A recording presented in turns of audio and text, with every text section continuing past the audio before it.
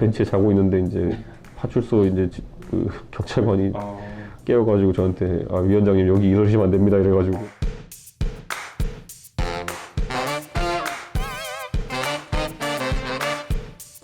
저는 이제 보수 통합이든 야권 통합이든 항상 저는 열려 있어요. 그러니까 얘기해 볼 수 있다. 근데 과연 그렇다면 어떤 형태의 보수 통합이냐? 보수 통합이라는 게 저는 상당히 재밌고 의미 있는 아젠다라 보면서도 왜 저런 사람을 내세워가지고 이거 다 이상하게 만들어 버렸나 이런 생각합니다.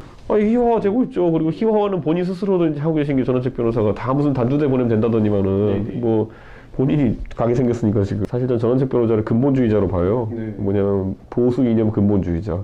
되게 쉽게 얘기해요 모든 것을. 보통 경제학 이론을 많이 배운 경제학자가 주식시장에서 돈 버는 걸 본 적이 없는 것처럼 이것처럼 정치 사상적으로 굉장히 순수 이론을 고집하는 사람이 아니면 경제 사상적으로 순수 이론을 고집하는 사람이 사회 문제를 해결할 가능성은 제로에 가깝거든요. 제가 봤을 때는요. 그렇기 때문에 이 전원책 변호사의 무슨 뭐 이념적인 이야기라든지 아니면 뭐 그런 것들이 오히려 이 판을 굉장히 어렵게 하고 있다. 네, 그래서 저는 굉장히 거부감을 느끼고 있습니다. 여기 보면은 좀 막 던지니까 지금 저는 뭐 어떻게 해야 될지 모르겠습니다. 저는 이제 황교안 총리 같은 분들은 뭐 인품이야 뭐 많은 분들이 보기에 온건해 보이는 분이고 하지만은 대선 주자냐, 대권 주자냐에 대해 가지고는 또 많은 분들이 물음표를 갖고 있는 분들이 있어요. 황교안 총리가 만약에 보수권의 대표 주자로 뜨게 되면은 과거 이회창 총리가 그랬듯이 어느 정도 보수를 규합하는 역할을 할 수 있을 거예요. 다만 이회창 총재께서 항상 실패했던 거는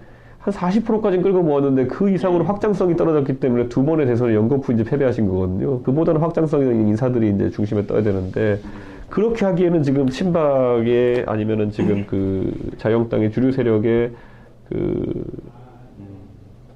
배타성이라는 게 너무 강합니다. 봤을 때는. 저는요 보수가 이제 경제, 안보, 교육에 있어가지고 자기 중심을 또 잡아야 된다는 생각을 해요. 최근에 이제 한 6, 7년 동안 보면요 교육부가 교육에 대한 일보다는 교육을 어떻게 할까에 대한 일보다는 교육 복지에 해당한 일들을 더 많이 이제 신경 쓰고 있어요. 경쟁은 모든 것이 나쁜 것이다 라는 취지로 이제 입시에서도 그렇고 경쟁을 드러내는 방식으로 이제 계속 갔는데 사실은 근데 현실은 알려줘야죠 학생들한테. 예, 언젠가는 어느 순간에서 어느 위치에선가 경쟁을 할 수밖에 없다. 그리고 경제 같은 경우도 보면은 글쎄요 지금 소득주도 성장이 이제 소위 말하는 분수 경제론의 최고 허울을 이제 보여주는 상황인데 보수가 하는 건 무조건 잘못됐으니까 완전 그 반대로 가겠다라고 하는 것이 이번 정부가 하는 선택들인데 최저임금 올리면 성장이 된다? 그러면 10,000원으로 올리지 말고 100,000원으로 올려야죠. 그러면 성장이 더 되겠죠 그러면은. 당장 내년에 재보선에 제가 4월 달에 재보선에 제가 뛸 수 있는 지역도 없을걸요. 상계동에 제가 온 거 자체가 제 고향에서 정치하겠다는 거거든요.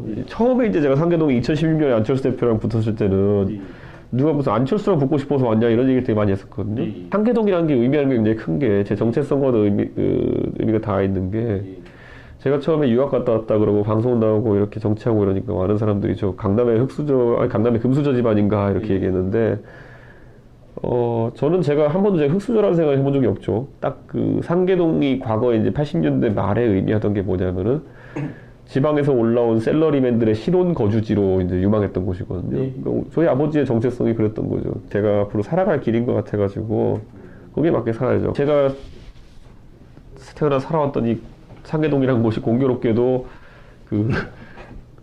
보수 세력이 정착이 되게 어려운 곳이라는 게 현실이긴 하지만은 근데 뭐 그런 거 피해 다니면서 정치해가지고 잘 된 사람 제가 본 적이 없거든요. 제가 만약에 2016년에 저한테 이제 당에서 제안했던 것처럼 용산이나 아니면 막 목동 이런 곳에 갔다 그러면은 당선 한 번 정도 쉽게 될 수가 있어요. 그런데 공천 때마다 많은 사람들이 괴롭히는 그런 지역구예요. 그러다 보니까 근데 그렇게 간다면은 많은 사람들이 눈치를 보게 돼요. 네.